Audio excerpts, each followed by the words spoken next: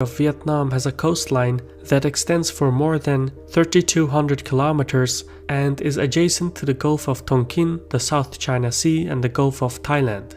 However, Vietnam's narrow and long territory essentially splits its heartland in two.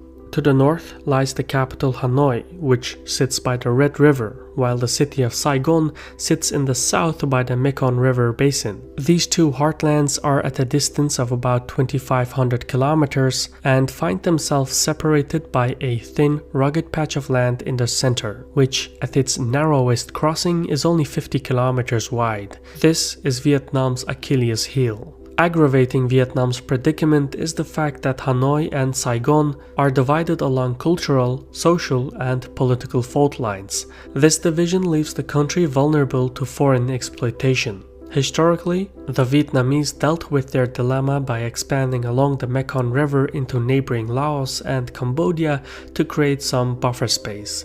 Today, the notion to expand the buffer zone at the expense of its western neighbors remains a geopolitical objective for policymakers in Hanoi. However, in recent years, Beijing's maritime claims in the South China Sea has raised concerns in the Vietnamese capital. The closer China encroaches on Vietnamese waters, the less secure the link between Hanoi and Saigon becomes.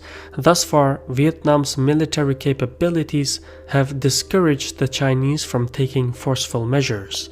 But policymakers in Hanoi are coming to the realization that they need allies to contain the geopolitical advances of Beijing. And the Vietnamese are looking to their Russian, Indian, Japanese, and even American counterparts for aid.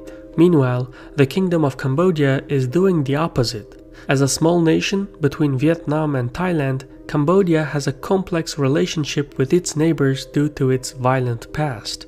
A century of non-ending conflict, which saw European colonization, an American bombing campaign, and the rise of the Khmer Rouge, nearly annihilated Cambodia from existence.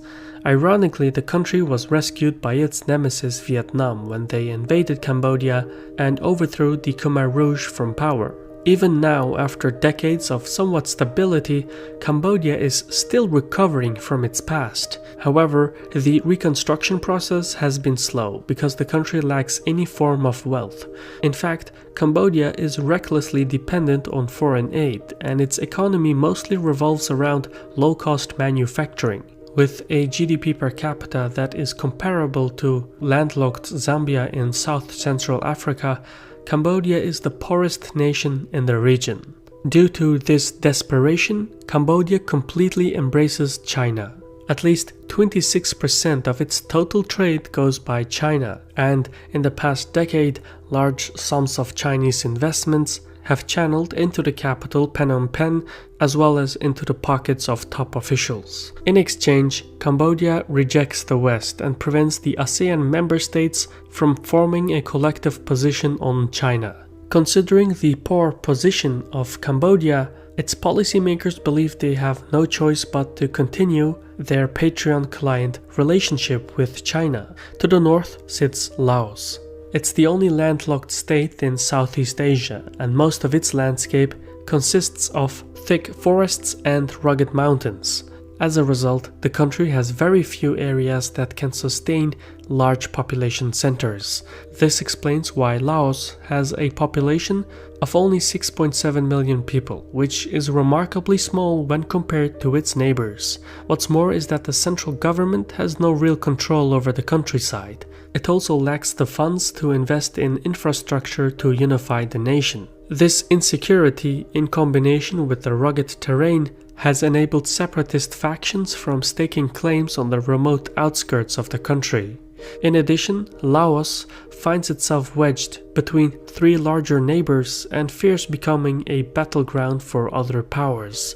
During the proxy conflicts of the Cold War, the United States dropped more bombs on Laos than on Japan and Germany during World War II. Understandably, policymakers in the capital Vientiane are not keen on cooperation with the West. Instead, Laos has turned to China, Much like Cambodia, trade along the Mekong River dominates the economic life in Laos. Nearly 27% of its total trade is conducted with China, which is the highest percentage in all of Southeast Asia. Additionally, Beijing is constructing a high-speed railway across Laos, which includes 75 tunnels and 167 bridges. The government in Vientiane claims to follow a policy of neutrality, yet in practice, Laos is steadily turning into a Chinese client state like Cambodia. The final contender in Indochina is the Republic of the Union of Myanmar. The Irrawaddy River, which flows from the north to the south before emptying into the Andaman Sea, is not just Myanmar's primary commercial waterway, but its drainage basin forms the heartland of the country. The central location of the capital Naypyidaw allows the government to skillfully exercise its power over the basin. Yet not all of Myanmar is this secure. The mountainous borderlands, although they provide some security for the heartland, are inhabited by ethnic minorities who largely reject the central government. With at least a dozen active separatist factions, Myanmar is rife with conflict, and the government has never succeeded in consolidating full control over the countryside, so it's not surprising that in the past, the military rulers in Naypyidaw isolated the country from the outside world. Myanmar has only recently started to open up after decades of international isolation. However, as the military faction loosens its grip on power, the liberalization process has intensified internal, ethnic, and religious tensions in the country.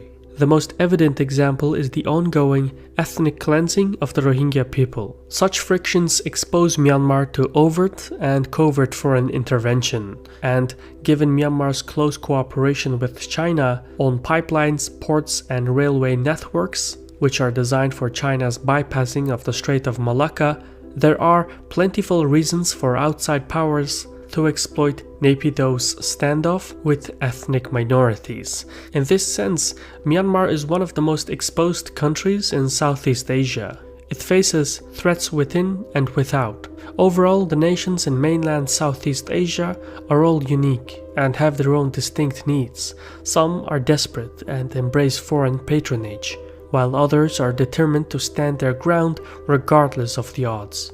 It is this divergence that solidifies the region's division and allows regional and global powers to reshape their geopolitical trajectories.